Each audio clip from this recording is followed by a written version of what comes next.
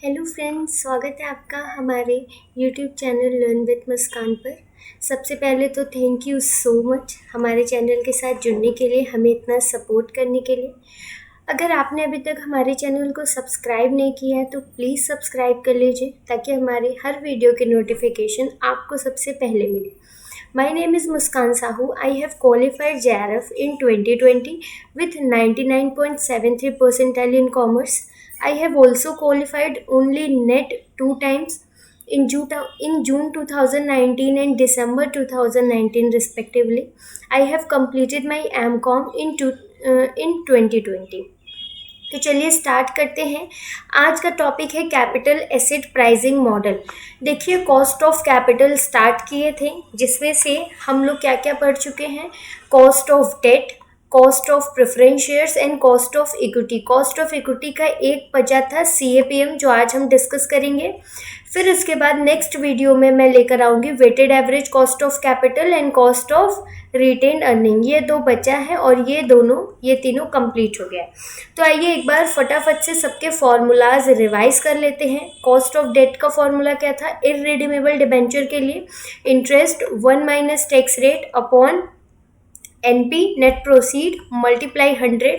अगर रिडीमेबल है तो cost of debt equal to interest 1 minus tax rate plus RV minus NP upon N wholly divided by RV plus NP upon 2।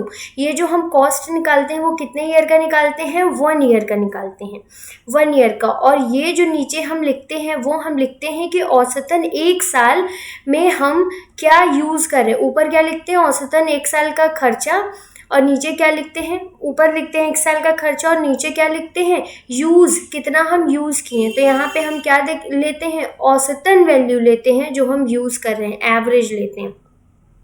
ठीक है।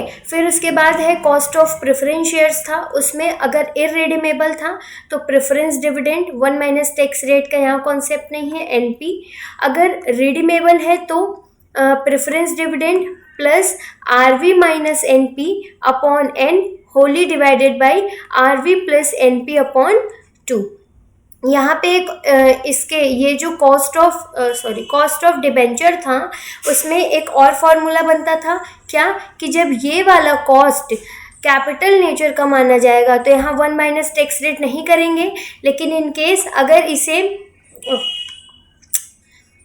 क्या था, cost of debt, cost of debenture redeemable के लिए interest 1 minus tax rate plus RV minus NP upon N wholly divided by RV plus NP upon 2। ठीक है। तो यहाँ पर 1 माइनस टैक्स रेट नहीं किए, क्यों, क्योंकि इसे क्या माने हैं, कैपिटल नेचर का कॉस्ट माने। अगर इसे रेवेन्यू नेचर का कॉस्ट मानेगा तो interest 1 minus tax rate plus RV minus NP upon N, यहाँ पे हो जाएगा 1 minus tax rate and Holi divided by RV plus NP upon 2। कहीं कहीं इसे कैपिटल माना है, कहीं कहीं इसे रेवेन्यू माना है, तो जैसा क्वेश्चन में बोलेगा वैसा हम करेंगे। तो हमने कौन कौन सा कॉस्ट रिवाइज कर लिया। कॉस्ट ऑफ डेट रिवाइज हो गया, कॉस्ट ऑफ प्रेफरेंस। अब कॉस्ट ऑफ इक्विटी भी रिवाइज कर लें। इसमें पहले दो लाते हैं हम, क्या, डिविडेंड अप्रोच, एक था डिविडेंड विथ ग्रोथ अप्रोच, ये दो था।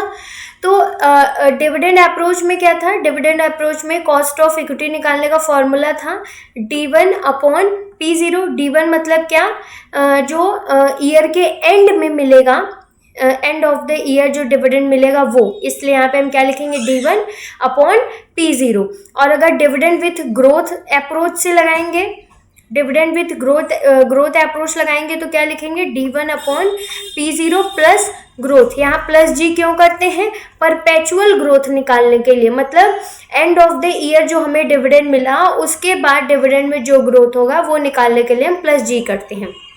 उसके बाद दो अप्रोच और आते हैं, कौन से, earning approach and earning with growth approach. तो उसका क्या फॉर्मूला होता है, EPS 1 upon P0, with growth क्या होगा, EPS 1 upon P0 plus G। उसके बाद एक और फॉर्मूला आता है, कौन सा, रियलाइज्ड यील्ड मेथड का, कि एक्चुअल में कितना कमाई हुआ शेयर होल्डर्स को, इन्वेस्टर्स को। तो D1 तो होगा ही, प्लस ब्रैकेट में P1 minus P0 upon P0, जो प्राइस बढ़ा हुआ है उसमें से जो ईयर के एंड में प्राइस था वो, उसमें से हम माइनस करेंगे जो ईयर के बिगिनिंग में प्राइस था वो, तो हमें पता चलेगा कि एक्चुअल में कितना वो कमाया है। डिविडेंड तो कमाता ही है इन्वेस्टर, साथ में उसके जो शेयर के वैल्यू में इंक्रीज हुआ वो भी तो उसकी कमाई है, उसके वेल्थ में इंक्रीज है। तो ऐसा समझ लीजिए कि यहाँ पर हम क्या निकालते हैं, शेयर होल्डर्स की वेल्थ निकालते हैं रियलाइज्ड यील्ड मेथड में।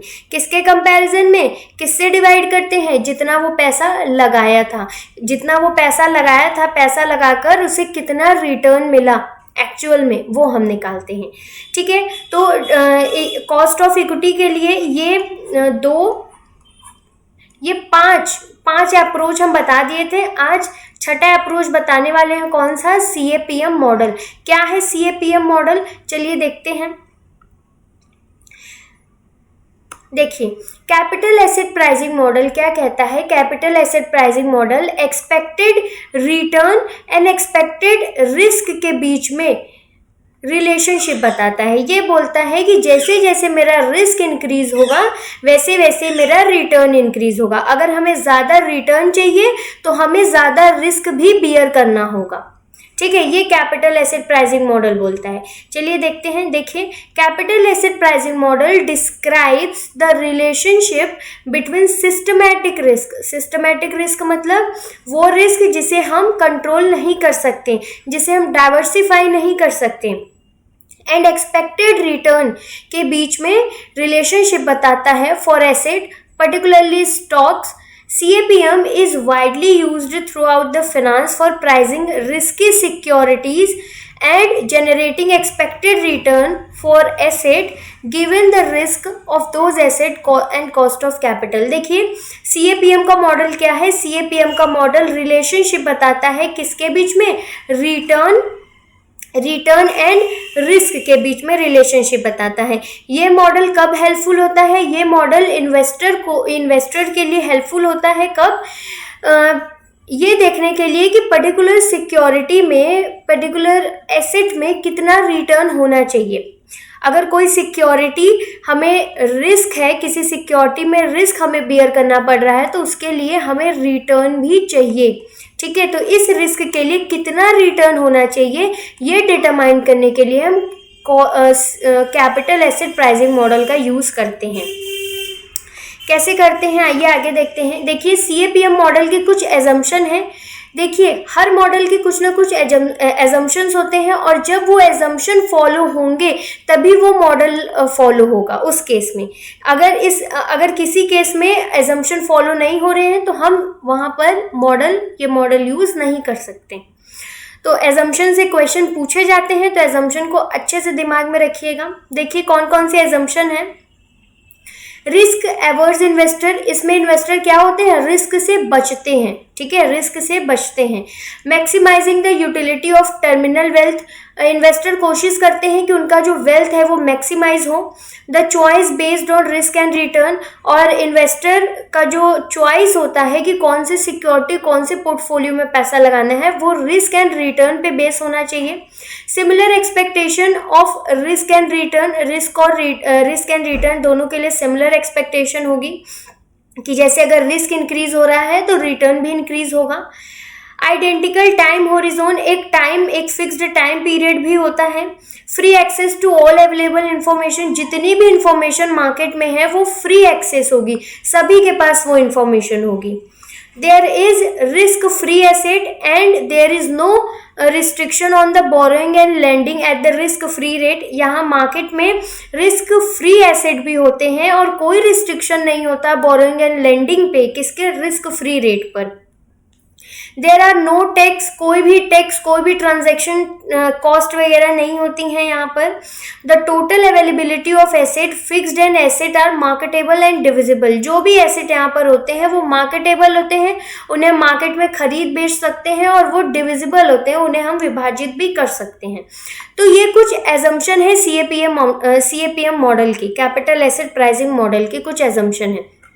अब देखिए सीएपीएम का फॉर्मूला है, क्या फॉर्मूला यूज होता है सीएपीएम के लिए? रिटर्न निकालने के लिए, ठीक है, एक्सपेक्टेड रिटर्न निकालने के लिए क्या फॉर्मूला यूज करते हैं सीएपीएम मॉडल में? तो ये फॉर्मूला यूज करते हैं। आरएफ क्या है? रिस्क फ्री रेट, ठीक है। रिस्क फ्री रेट मतलब कि अगर किसी पर्टिकुलर सिक्योरिटी में हम पैसा लगाते हैं तो बिना रिस्क के हमें कितना पैसा मिलता है। मतलब कि जैसे हम बोले कि फिक्स्ड डिपॉजिट हम किए तो इसमें क्या है? ज़ीरो रिस्क है। इसमें क्या है? ज़ीरो रिस्क है, और हमें 6% की रेट से इस पे इंटरेस्ट मिलेगा हर साल। तो ये 6% क्या है? ये 6% रिस्क फ्री रिटर्न है, बिना रिस्क के हमें ये रिटर्न मिल रहा है, तो वो रिस्क फ्री रिटर्न है। बीटा क्या होता है? एंड आरएम क्या है? आरएम है मार्केट का रिटर्न, जो मार्केट में रिटर्न दिया जा रहा है, और आरएफ क्या है? रिस्क फ्री रिटर्न, वही। तो एक्सपेक्टेड रिटर्न निकालने के लिए ये फॉर्मूला यूज करते हैं। आरएफ समझ में आ गया? रिस्क फ्री रिटर्न, जो बिना रिस्क के हमें रिटर्न मिल रहा है, बिना रिस्क बियर, मतलब कोई भी रिस्क हम बियर नहीं कर रहे हैं, तो जो रिटर्न मिल रहा है वो रिस्क फ्री रिटर्न है। आरएम मार्केट में जो रिटर्न हमें दिया जा रहा है, मार्केट में अगर हम किसी सिक्योरिटी में इन्वेस्ट करेंगे तो जो रिटर्न मार्केट में दिया जा रहा है वो आरएम है, और ये रिस्क फ्री रिटर्न। बीटा क्या होता है? बीटा देखिए, बीटा हमें बताता है हमारे सिक्योरिटी की सेंसिटिवनेस, कि हमारा सिक्योरिटी कितना रिस्की है as compare to the market. अगर बीटा हमारा 2 है, ठीक है, अगर हम बोले बीटा हमारा 2 है, हमारे सिक्योरिटी का बीटा 2 है, मतलब कि मार्केट के कंपैरिजन में हमारी जो सिक्योरिटी है उसमें रिस्क 2 गुना है। अगर मार्केट में रिस्क 1 है तो हमारे सिक्योरिटी में रिस्क 2 होगा। अगर मार्केट का बीटा 3 है तो हमारे सिक्योरिटी का बीटा क्या होगा? 6 होगा। डबल, जस्ट डबल होगा अगर हमारे सिक्योरिटी का बीटा 2 है तो, ठीक है। बीटा हमें क्या बताता है? बीटा हमें बताता है रिस्क सेंसिटिवनेस और of particular security in relation to the market. Market के रिलेशन में हमारे सिक्योरिटी में कितना रिस्क है वो हमें कौन बताता है? बीटा बताता है। देखिए, बीटा को बीटा कोफिशिएंट भी बोलते हैं, इसे ऐसे लिखते हैं, beta is the measure of sensitivity. Beta क्या मेजर करता है? सेंसिटिविटी मेजर करता है, या हम बोले कोरिलेशन मेजर करता है ऑफ सिक्योरिटी और an investment portfolio to the movement in the overall market. कि ओवरऑल मार्केट में चेंजेस होगा तो उसका कितना इफेक्ट पड़ेगा हमारे सिक्योरिटी पर, हमारी कंपनी के सिक्योरिटी पर कितना इफेक्ट पड़ेगा मार्केट का, वो हमें बताता है beta. It is the measure of relative risk. ये किसका मेजर होता है? रिलेटिव रिस्क का मेजर होता है। ये मार्केट के कंपैरिजन में हमारे सिक्योरिटी का रिस्क बताता है कि मार्केट में जो रिस्क है उसका हमारे सिक्योरिटी से क्या रिलेशन है। अगर मार्केट में कोई मूवमेंट हो रहा है तो उसका हमारे सिक्योरिटी पे कितना इफेक्ट पड़ रहा है वो हमें बताता है बीटा। जैसे हम बोले ना कि बीटा 2 है, इसका मतलब मार्केट के कंपैरिजन में मार्केट में अगर कोई चेंज होता है तो उसका 2 गुना हमारे सिक्योरिटी में चेंज होगा। अगर मार्केट में रिस्क इंक्रीज होता है, जितना रिस्क मार्केट में इंक्रीज होगा उसका 2 गुना हमारे सिक्योरिटी में रिस्क इंक्रीज होगा। ये हमें बताता है बीटा, ठीक है। बीटा हमें क्या बताता है? रिलेटिव रिस्क बताता है। It measures the risk of stock. ये स्टॉक का रिस्क मेजर करता है in relation to the stock market. Stock market के कंपैरिजन में, मार्केट के कंपैरिजन में हमारे स्टॉक, हमारे सिक्योरिटी का रिस्क मेजर करता है ये बीटा। बीटा क्या होता है? बीटा को मार्केट रिस्क भी बोलते हैं। Usually consider 1। बीटा यूजुअली कितना कंसीडर किया जाता है? 1 मतलब क्या? अगर बीटा हमारा 1 है, हमारे सिक्योरिटी का बीटा 1 है, मतलब कि मार्केट में जितना रिस्क है उतना ही रिस्क हमारे सिक्योरिटी में भी है। अगर मार्केट में कोई मूवमेंट होता है तो जितना मार्केट में मूवमेंट हो रहा है उतना ही हमारे सिक्योरिटी में भी मूवमेंट होगा। अगर बीटा हमारा मोर देन वन है, इसका मतलब क्या है कि जो मार्केट में मूवमेंट होगा उससे ज़्यादा हमारे सिक्योरिटी में मूवमेंट होगा, चाहे वो रिस्क मूवमेंट हो चाहे वो रिटर्न मूवमेंट हो। ठीक है। और अगर बीटा लेस देन वन है, अगर बीटा हम बोले लेस देन वन है, बीटा अगर लेस देन वन है, इसका मतलब क्या है कि मार्केट में जो मूवमेंट होगा, मार्केट में जो रिस्क है उससे कम रिस्क होगा हमारे सिक्योरिटी में। ठीक है, ये बताता है बीटा। देखिए बीटा इक्वल टू 1 है, इसका मतलब मार्केट की रिस्क के इक्वल रिस्क है हमारे सिक्योरिटी में। अगर बीटा मोर देन 1 है मतलब कि हमारा सिक्योरिटी रिस्की है more than the market, market से ज़्यादा रिस्क है हमारे सिक्योरिटी में। और अगर बीटा हमारा लेस देन 1 है, इसका मतलब रिस्क कम है, मार्केट से कम रिस्क है हमारे सिक्योरिटी में। अब beta of 1 indicates that the securities price tend to move with the market. अगर 1 है तो मार्केट के साथ साथ चलेगा हमारा सिक्योरिटी। अब बीटा ग्रेटर देन 1, अगर बीटा ग्रेटर देन 1 है तो ये क्या इंडिकेट करेगा, that the securities price tend to be more volatile than the market. तो अगर बीटा मोर देन 1 है तो वो क्या शो करेगा कि हमारे सिक्योरिटी का जो प्राइस है वो ज़्यादा वोलेटाइल होगा, मतलब ज़्यादा चेंजेबल होगा as compare to the market. Market में जो चेंजेस होगा उससे ज़्यादा हमारे सिक्योरिटी में चेंज हो जाएगा। अब बीटा ऑफ लेस देन 1, अगर बीटा हमारा लेस देन 1 है तो उसका मतलब क्या है, it tend to be less volatile than market, market से कम वॉलेटाइल है। मार्केट में अगर कोई चेंज हो रहा है तो उससे कम हमारे सिक्योरिटी में चेंज होगा। ये होता है बीटा। तो आइए इस पे आते हैं हम। देखिए, हाँ, तो अब आते हैं हम फॉर्मूला पे। देखिए ये क्या था, रिस्क फ्री रिटर्न। सपोज करिए कि हम फिक्स्ड डिपॉजिट कराए हैं 10,000 का, 10,000 का हम फिक्स डिपॉजिट कराएं, उस पर हमें रिस्क फ्री रिटर्न मिल रहा है 6%। ठीक है। अब हम कह रहे हैं हम पैसा लगाएं, ठीक है। तो मेरी फ्रेंड ने कहा कि यार इसमें क्यों पैसा लगाइए, तुम्हें किसी शेयर में पैसा लगाना चाहिए किसी कंपनी के। ठीक है, तो हम कहे ठीक है, सही बोल रही है, तो क्यों ना किसी शेयर में पैसा लगाएं। तो हम क्या किए, हम अब नेक्स्ट ईयर क्या किए, नेक्स्ट ईयर जो हम 10,000 फिर से डिपॉजिट करने वाले थे, फिक्स डिपॉजिट करने वाले थे, वो 10,000 हम शेयर में लगाने वाले हैं। तो जब हम शेयर में लगाने जाएंगे पैसा, तो हम क्या देखेंगे कि जो हमें risk free return fix deposit में मिल रहा था वो तो मिलना ही चाहिए हमें, वो तो मिलना ही चाहिए हमें, प्लस जो शेयर की वजह से हमें रिस्क होगा, जो शेयर की वजह से हम रिस्क उठाएंगे, उस रिस्क के लिए हमें रिस्क प्रीमियम मिलना चाहिए। क्या मिलना चाहिए, रिस्क प्रीमियम मिलना चाहिए। तो ये क्या है, ये पूरा का पूरा क्या है, रिस्क प्रीमियम है। रिस्क फ्री रिटर्न तो मिलना ही चाहिए, साथ में रिस्क प्रीमियम मिलना चाहिए। जो हम किसी कंपनी में जब हम किसी कंपनी में इन्वेस्ट करते हैं तो हम ये देखते हैं कि रिस्क फ्री रिटर्न जो बिना रिस्क के हम कमा सकते हैं दूसरी जगह इन्वेस्ट करके, वो तो हमें मिलना ही चाहिए। साथ में इस कंपनी में इन्वेस्ट करने की वजह से इस कंपनी में जो हम रिस्क बियर कर रहे हैं उस रिस्क के लिए हमें रिस्क प्रीमियम देना चाहिए। तो दोनों को जोड़ के एक्सपेक्टेड रिटर्न निकलता है। ठीक है, दोनों को जोड़ के एक्सपेक्टेड रिटर्न निकलता है। अब देखिए बीटा क्या बताएगा, बीटा हमें बताएगा कि हमारे सिक्योरिटी में जो हमारे सिक्योरिटी का रिस्क है वो कितना वॉलेटाइल है as compare to the market. ठीक, और ये क्या है, ये रिटर्न ऑफ द मार्केट है कि मार्केट में क्या रिटर्न मिल रहा है, मार्केट में क्या रिटर्न मिल रहा है। सपोज करिए रिस्क फ्री रिटर्न है 6%। ठीक है, जो हम अगर फिक्स डिपॉजिट में इन्वेस्ट करते हैं तो हमें इतना मिलता, प्लस जिस कंपनी के शेयर में हम पैसा लगाने वाले हैं उसका बीटा है 2, मतलब कि मार्केट के कंपैरिजन में उस कंपनी के शेयर में 2 गुना रिस्क है। मार्केट के कंपैरिजन में उस कंपनी के शेयर में 2 गुना रिस्क है। अगर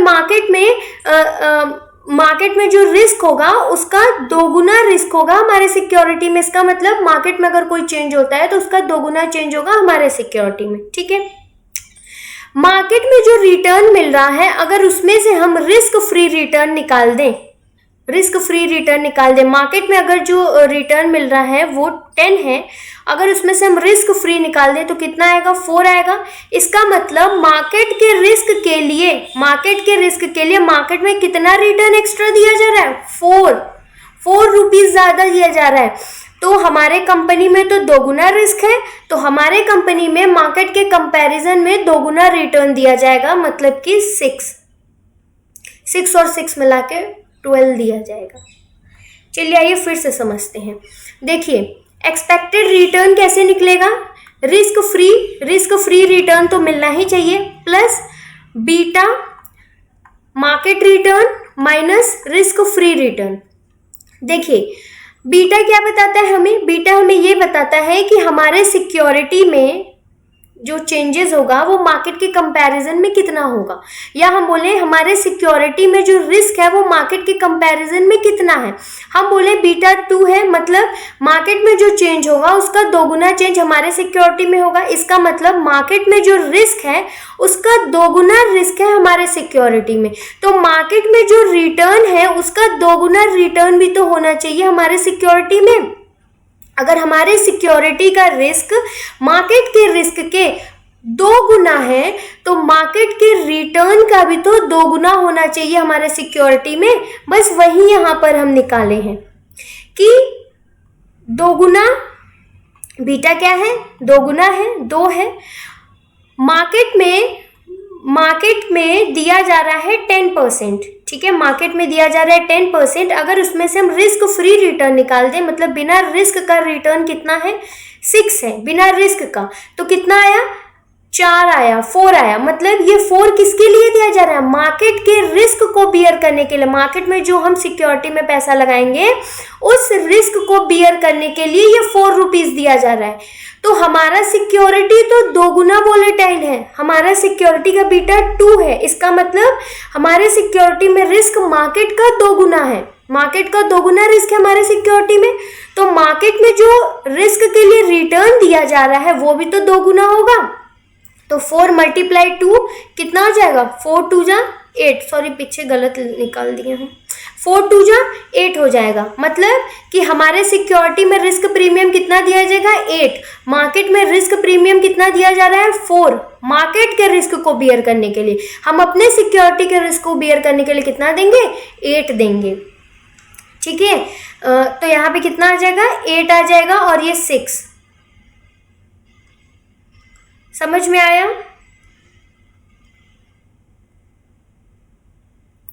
तो ऐसे निकलता है कैपिटल एसेट प्राइसिंग मॉडल के फॉर्मूला के थ्रू ऐसे क्वेश्चन सॉल्व होते हैं, ठीक है। देखिए एक बार फिर से हम बता देते हैं आपको। जैसे मेरा एक्सपेक्टेड रिटर्न हमें निकालना है किसी सिक्योरिटी पे, तो risk free return plus risk premium लेंगे हम। क्या रिस्क प्रीमियम कैसे निकलेगा, beta return of the market minus risk free return. Risk free return है 6%, ठीक है, बीटा 2 है।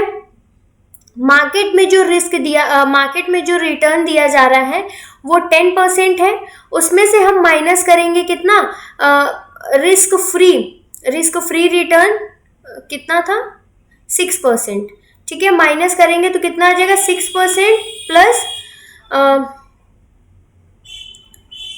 2 मल्टीप्लाई 4, 8 आ जाएगा।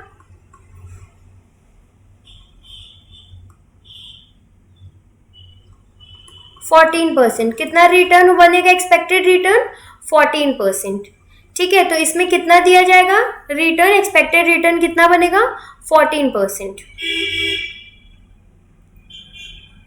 अब देखिए यहाँ पर कैपिटल मार्केट लाइन है। कैपिटल एसेट प्राइसिंग मॉडल में किसके बीच में रिलेशनशिप देखा जाता है, रिस्क और रिटर्न के बीच में, ठीक है, रिस्क और रिटर्न के बीच में। तो उसके लिए ग्राफ भी बनाया जाता है। तो उसमें दो लाइन बनती है, एक कैपिटल मार्केट लाइन होती है, एक सिक्योरिटी मार्केट लाइन होती है। जब हम पूरे के पूरे मार्केट में जो पोर्टफोलियो है उन पे फोकस कर रहे हैं, पूरे के पूरे मार्केट में जो पोर्टफोलियो है उसमें से हम चूज कर रहे हैं कि किस में हम इन्वेस्ट करें, तो कैपिटल मार्केट लाइन यूज करते हैं। और जब पर्टिकुलर सिक्योरिटी में रिस्क और रिटर्न देखते हैं, हम पर्टिकुलर किसी कंपनी के सिक्योरिटी में देखते हैं, तो वहां पर हम सिक्योरिटी मार्केट लाइन यूज करते हैं। देखिए कैपिटल मार्केट लाइन, ये देखिए ग्राफ है, यहाँ पे एक्सपेक्टेड रिटर्न है, यहाँ एक्सपेक्टेड रिस्क है, ये देखिए रिस्क फ्री रिटर्न है। रिस्क फ्री रिटर्न, बिना रिस्क का रिटर्न इतना दिया जा रहा है, ठीक है, इतना दिया जा रहा है बिना रिस्क के रिटर्न, बिना रिस्क का रिटर्न इतना बन रहा है। अब जैसे जैसे रिस्क इंक्रीज हो रहा है वैसे वैसे रिटर्न भी इंक्रीज हो रहा है, ठीक है। ये इस मॉडल का ये एजम्पशन क्या है, इस मॉडल का एजम्पशन ये है कि जो भी पोर्टफोलियो इस लाइन को टच करेगी, जो भी पोर्टफोलियो इस लाइन को टच करेगी वो आइडल मार्केट पोर्टफोलियो होगी, उससे बेटर कोई पोर्टफोलियो नहीं होगी। देखिए, और जो इस पोर्टफोलियो से ये जो कर्व बन रहा है, ये वाला जो कर्व बन रहा है उसे क्या बोलते हैं, उसे बोलते हैं एफिशिएंट फ्रंटायर। क्या बोलते हैं, एफिशिएंट फ्रंटायर। देखिए ये वाला जो मार्केट पोर्टफोलियो है वो आइडल है, क्यों, ये देखिए यहाँ पे, देखिए ये देखिए यहाँ टच किया है ना इसको, यहाँ पे देखिए यहाँ के रिस्क को बियर करने के लिए, यहाँ 10% का रिस्क है, उसको बियर करने के लिए 8% का रिटर्न दिया जा रहा है, ठीक है। ये अगर हम इसे ना चूज करके यहाँ पर कोई पोर्टफोलियो उसे चूज करते हैं तो देखिए रिटर्न तो सेम है लेकिन रिस्क क्या हो गया, बढ़ गया ना।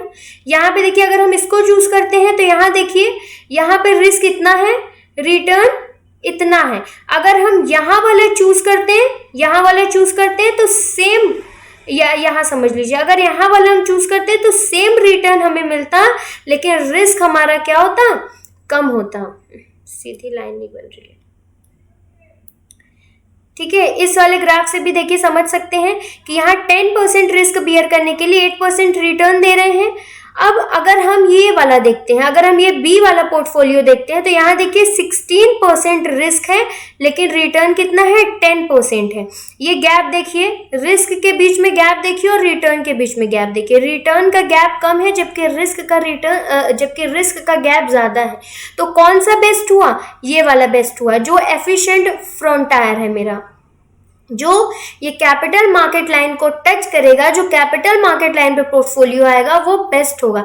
देखिए अगर यहाँ पर होता, अगर यहाँ पे पोर्टफोलियो होता तो ये हमें इतना रिस्क पे इतना 10% ही रिटर्न दे रहा है, लेकिन रिस्क इसका कितना होगा, रिस्क इसका लगभग 13% होगा। और यहाँ देखिए 16% रिस्क पे और 10% का ही रिटर्न ले रहा है। तो इस लाइन पे जो आएगा, इस लाइन पे जो पोर्टफोलियो आएगा वो पोर्टफोलियो क्या होगा, बेस्ट होगा। बाकी ये जो इसके राइट में है उस पोर्टफोलियो से। तो कैपिटल मार्केट लाइन क्या दिखाता है, capital market line expected return and expected risk के बीच में रिलेशनशिप दिखाता है और ये फोकस करता है किस पे, ये फोकस करता है मार्केट के पोर्टफोलियो पे। मार्केट में जो भी पोर्टफोलियो है उसमें से बेस्ट पोर्टफोलियो चूज करने के लिए कैपिटल मार्केट लाइन यूज की जाती है। अब देखिए security market line, particular security में अगर हमें रिस्क और रिटर्न देखना है तो उसके लिए हम सिक्योरिटी मार्केट लाइन यूज करते हैं। इसमें देखिए एक्सपेक्टेड रिटर्न के लिए स्टैंडर्ड एविएशन यूज किया जाता है, जबकि यहाँ पर बीटा यूज किया जाता है रिस्क के लिए। ये देखिए इस लाइन पे इतने रिस्क के लिए इतना रिटर्न मिल रहा है, ठीक है। अगर हम इस लाइन के राइट में आए तो यहाँ देखिए यहाँ पे हमें ज्यादा रिस्क बियर करना पड़ेगा उतना ही रिटर्न के लिए। देखिए यहाँ पर, ये देखिए यहाँ पे इतने रिस्क के लिए इतना रिटर्न मिल रहा है। अगर हम इस लाइन के इधर आ जाएंगे तो रिटर्न तो उतना ही है लेकिन रिस्क क्या है, रिस्क ज्यादा है। इसलिए बोला जाता है कि इस लाइन को, सिक्योरिटी मार्केट लाइन या कैपिटल मार्केट लाइन को जो भी सिक्योरिटी टच करेगी वो बेस्ट होगी, वो आइडल सिक्योरिटी होगी, उसमें इन्वेस्ट करना बेस्ट होगा एज कंपेयर टू जो इस लाइन के राइट में सिक्योरिटी है, ठीक है। तो पर्टिकुलर सिक्योरिटी का अगर हम रिस्क रिटर्न देखना चाह रहे हैं तो हम सिक्योरिटी मार्केट लाइन यूज करेंगे। अगर पर्टिकुलर अगर पूरे के पूरे पोर्टफोलियो में हम चूज करना चाह रहे हैं कि किस में हमें पैसा लगाना चाहिए, तो उसके लिए कैपिटल मार्केट लाइन यूज की जाती है। तो इस तरीके से कैपिटल एसेट प्राइसिंग मॉडल को यूज किया जाता है। तो यही था capital asset pricing model. Next video में आऊंगी नेक्स्ट कॉन्सेप्ट के साथ।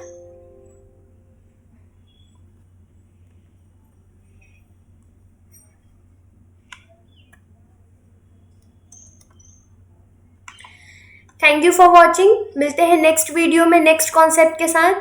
कोई डाउट हो कमेंट बॉक्स में कमेंट करके बताइए। वीडियो कैसा लगा कमेंट बॉक्स में कमेंट करके बताइए। अगर अच्छा लगा तो लाइक करिए, अच्छा नहीं लगा हो तो डिसलाइक करिए। Okay, thank you for watching.